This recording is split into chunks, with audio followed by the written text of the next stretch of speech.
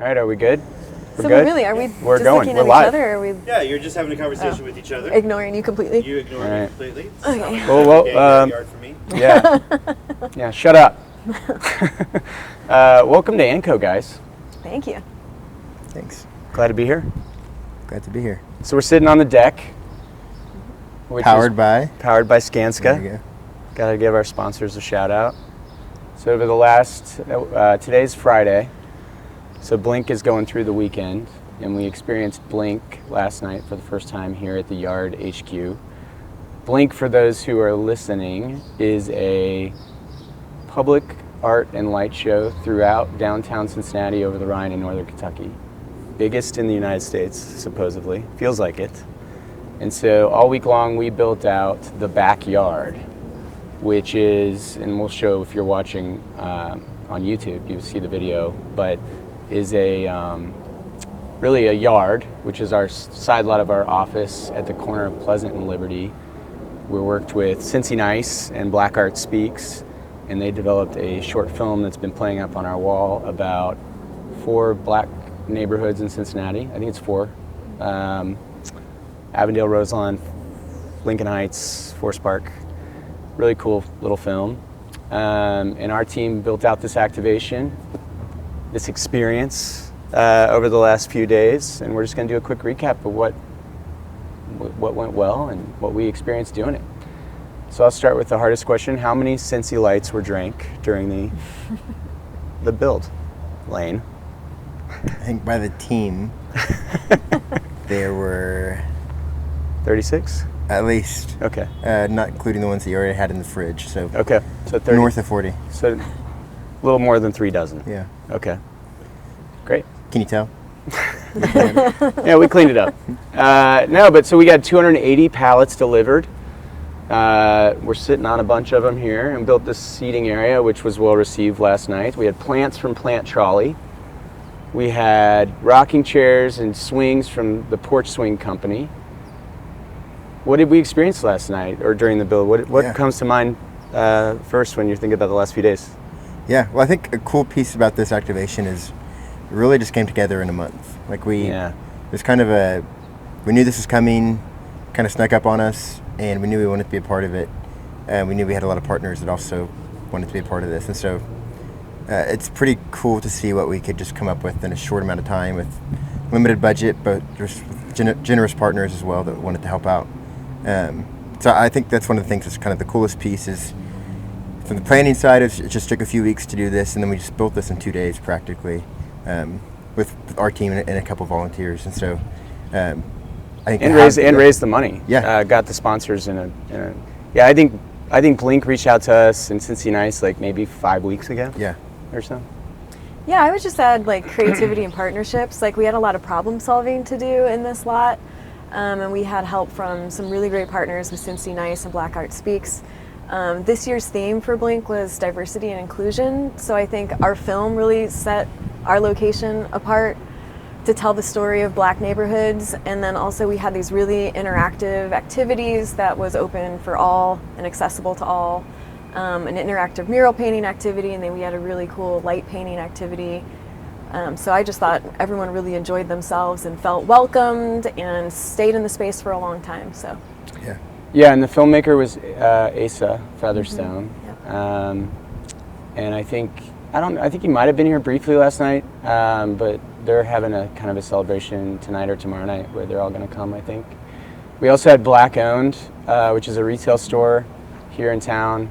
Really cool spot. If you should check them out if you haven't. And they popped into our pop-up storefront and sold their merchandise, but also Blink merchandise. So that drew a lot of people over. We had, I think, the best mural I've seen so far across the street.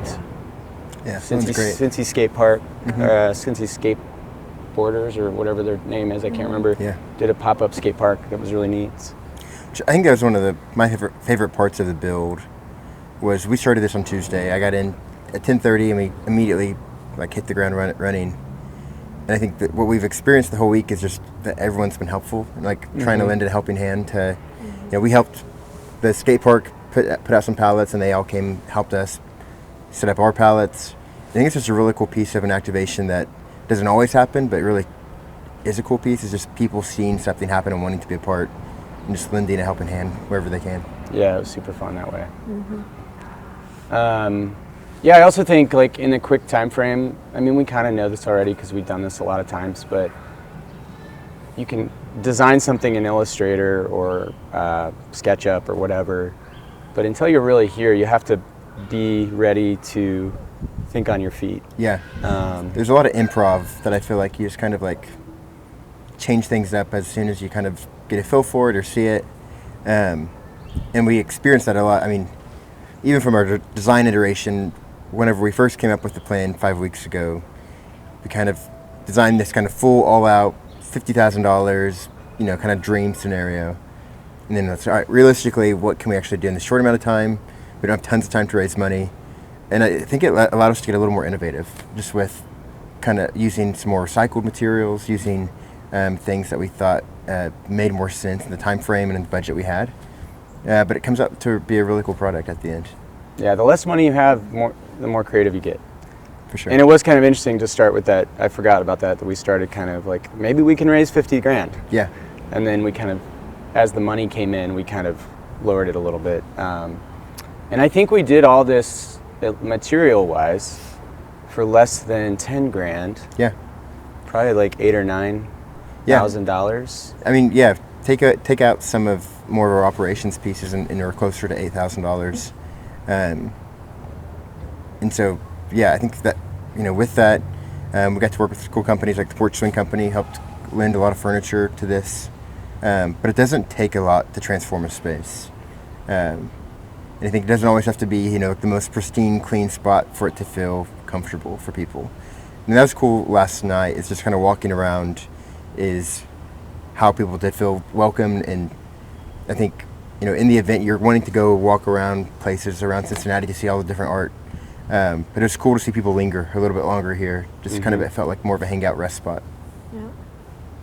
Well, and I think another cool thing is that there's life in this after Blink. So we had a discussion earlier today, which is like what will stay and what will go, and what can we donate to other organizations so that these materials can have life somewhere else. Yeah, it's going to be interesting. This has definitely reshaped this lot, which has historically just been used for parking. I mean, we've had some parties back here, but it makes me think differently about it. And I think this deck is going to stay, see how it survives the winter.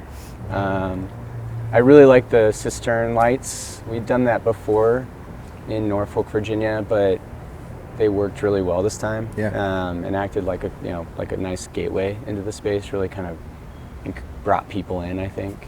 Yeah. And a lot of the material decisions too were kind of based off of how different brands could interact with the Blink brand, which this event was ultimately for. So Blink nighttime event, trying to do a lot of lights. So kind of everything, we wanted to add this unique lighting element. This space was used, obviously, like we said, to watch a film. So making sure that people felt comfortable, had a spot to sit, could watch a 10-minute film. But then whenever you put these other companies' brands in place, you know, sometimes they don't always work together. They can be competing brands, or they can be, just not necessarily have that much in common. So the unique challenge with this project was brands that we that were fundraising for this.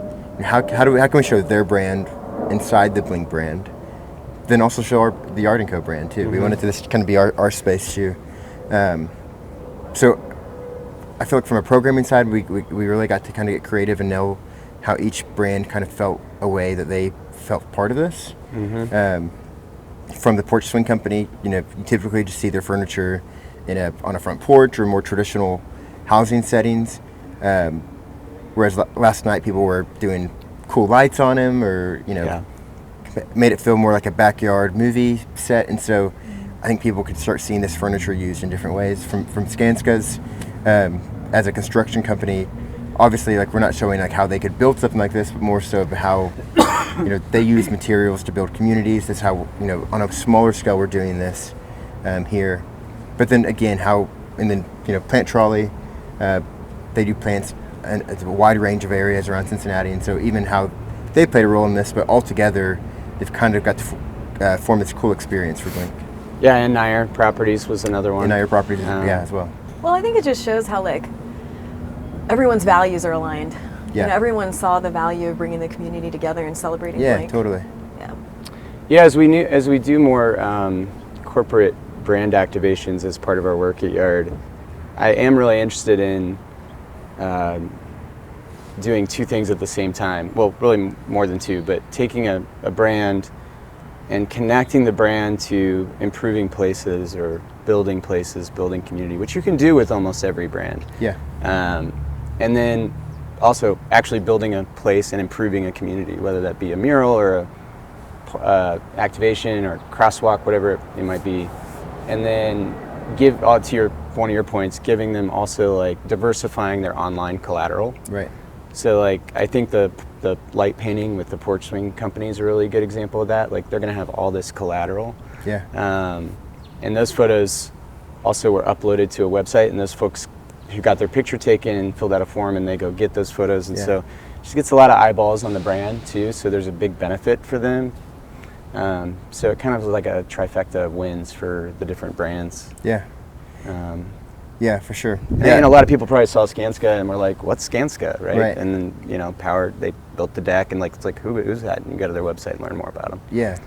Yeah, I think so many times when you're a company looking at how you get your word out, you know, it's very traditional of marketing from a marketing standpoint, like social media, sending out newsletters. And I think what we can offer with these brand activations is ways for people to maybe experience your company in a different way, and probably to an audience that never would have experienced them if not for something like this. Right. I mean, I couldn't see, you know, the audience that we saw last night looking at all of these different kind of brands in a normal setting, just to, you know, at least just all of them past together. them. Right, Yeah. it makes you scroll past them. And so it gives that opportunity to reach a different audience, but I think too get to experience their product or what their brand is about in a different way. Mm-hmm. What was the biggest hiccup we saw? You were project managing this thing. Well, what was the moment? There's always a moment where it's like, oh man. Well, I mean, that's not good. well, it's, you know, it's 80 activations of different levels of complexity, and multiple teams brought from all over the region in order to manage like the technology needs of an event that's as cool and as Blink, that has projectors and a lot of light installations. So there's a little bit of a technology like hump. Like if we have complications with the projector, it's not something we can immediately troubleshoot. So That was probably our biggest problem. yeah. We didn't have audio for the film for Yeah. like the first 2 hours last night. But you know that the thing is like everyone did try to jump in. Like there was a lot of hands who wanted to help solve that problem, and they solved it as quickly as they could. And I think that was really the only problem that we had. I think everything else we had really thought intentionally and carefully about, and were prepared for. But I think even Stayed on time. like no one probably knew that was a problem besides us. Yeah. That knew that. No, because it kind of just looked like something without sound. It wasn't. Yeah. There weren't a lot of like talking heads, and also when there were words, they were on the screen. On the screen, yeah. Yeah, I agree. And I just think that kind of shows the power of place. Is it, you know, if it's a good place, it doesn't always all have to be running perfectly. You know, it was still a good spot to come, hang out, talk, watch something on the wall. Free popcorn was a big hit. Free popcorn, having food, having things that people kind of just get them to hang out for a little bit longer. Yeah. Right. Well, I don't ever want to. Well, I shouldn't say ever. I don't want to work with an Allen wrench for quite some time. I'm the tips of my fingers of assembling things is very great products we have here, but a lot of Allen wrench time. A lot of Allen wrenches. That got a little old. It'd be good to not move a pallet for a little bit. See, I would. Yeah, that's true. But I would have moved pallets all day long instead of doing the assembly of the swings. Well, anything else, guys? This was fun. We've got 3 more nights ahead of us to see how things go. But I think it's going to just get bigger each night. And Friday and Saturday night at Blink are always the two biggest. So excited to see how people get to use the space. Cool. All right, let's get to work then. Cool. Peace.